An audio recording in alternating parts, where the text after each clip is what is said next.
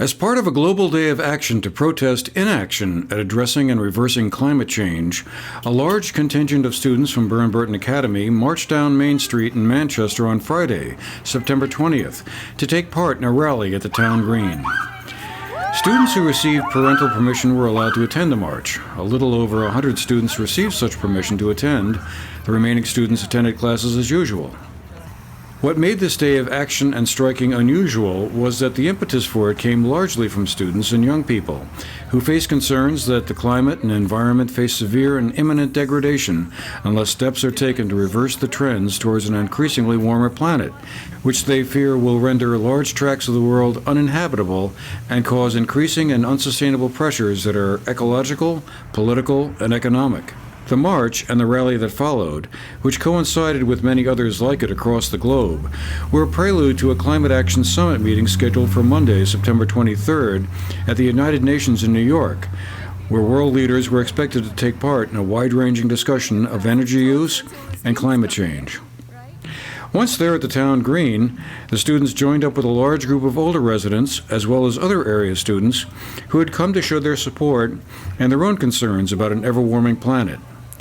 The crowd heard several speakers, several of them students, encourage them to reject inaction and to bring pressure on political leaders and others in positions of power to acknowledge that the time had come to accept that climate change is real, is happening, and it's caused by human activity. The legendary primatologist Jane Goodall once said, "The greatest danger to our future is apathy." Whether it's animal extinction, extreme weather, rising oceans, or the disproportionate effects of climate change on the poorest among us, the fact is we don't have time to be apathetic. We can't afford to listen to people who say we have time or that climate change isn't real. We must act. We go on saying that if we were in positions of power, we would be making change. But we are powerful. We can make change. Global movements are arguably the most impactful, but they are not our only outlet. Take shorter showers, carpool to work, unplug your devices, turn off your lights. Our striking means nothing if we cease to follow our own advice. Meaningful climate action requires meaningful legislation, and legislation requires political leaders who are willing to vote for it. At the national level, here in America, we're led by an administration that is aggressively dismantling environmental protections and moving backwards on climate. How can you change that? You can and you must vote in 2020. We spoke with two of the students about what brought them to the town green for the rally and what they thought should happen next. And I think this issue of the climate, it affects more than just us and more than just the school.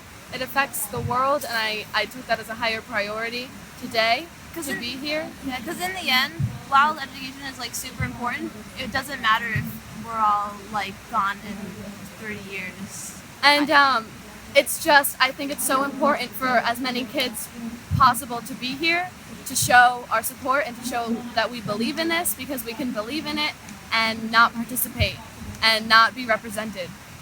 What do you both see as the next steps or the follow-up to all of this? What needs to happen to make this sort of different from other times in the past when, people got upset about, a big gigantic oil spill or something like that, or some kind of event happened or some study came out and there was an uproar about it for a few minutes and then poof, back to normal. What's going to change this time? What needs to change this time? What needs to change is that people need to take action. People need to not give up after it dies out on social media or it dies out in the news. People need to make their own voice.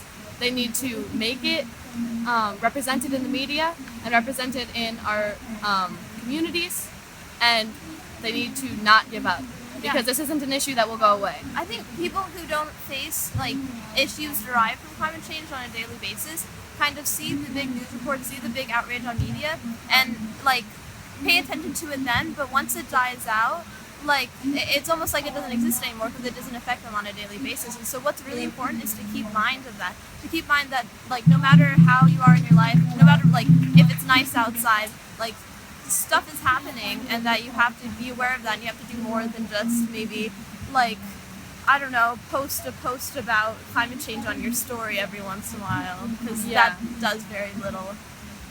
Stephen and Eve Shaw with Paulette were there with their daughter Ilsa, a freshman at BBA. Decided to join the environmental club and come here and strike. And why? We're here to support her. Well, I think that once we do the strike, we have to see how much impact it makes so that we can take further steps to change what's going on. And people should continue to try to save the earth the way they can. I think our politicians need to wake up and listen to the people and listen to the kids. Call your representatives. Exactly. After the speakers had spoken and the rally at the Green ended, to enable those students who wished to return to class to do so, those remaining took part in a march down one side of Depot Street to the Manchester Shopping Plaza, then back up to the town's roundabout for another rally there. Rabbi Michael Cohen, who also spoke at the rally, said that one important next step was for the climate activists to figure out a way to communicate with those who may not share their views, but whose help and support would give even more momentum to the effort. I mean, as I said in my talk, there's two things. One is I think we need to learn how to talk better with people who disagree with us on this issue. It's become much too divisive, not just this topic, and we need to get better at talking with people we disagree with, and that's a long engagement. But at the same time, we need to think how we act personally, within our family, our community, the country, but think strategically how we do that, and really think of ways that we can be effective. Not just ways that might feel good or easy to do, and most of that needs to be changed on the large scale, which means from the grassroots, getting those who are above us to really change. And that's really where a lot of our efforts need to go, from state and the federal level, and then worldwide as well. Carl Buchholz, one of the organizers of the Manchester climate strike, said he was pleased with the turnout and the rally overall, and hoped the effort and movement would continue to grow. The rally was very successful in terms of energizing people. The trick now is to go forward, and like Kathleen James said, these students have to vote if they're old enough. They have to make their friends and cousins and parents vote when it comes. They need to organize and keep the pressure on for climate legislation. We should also think about what we can do in terms of our diet, in terms of putting solar panels on, in terms of buying electric cars, in terms of carpooling. We can do a lot of things on our own. For the GNET TV News Project, I'm Andrew McKeever.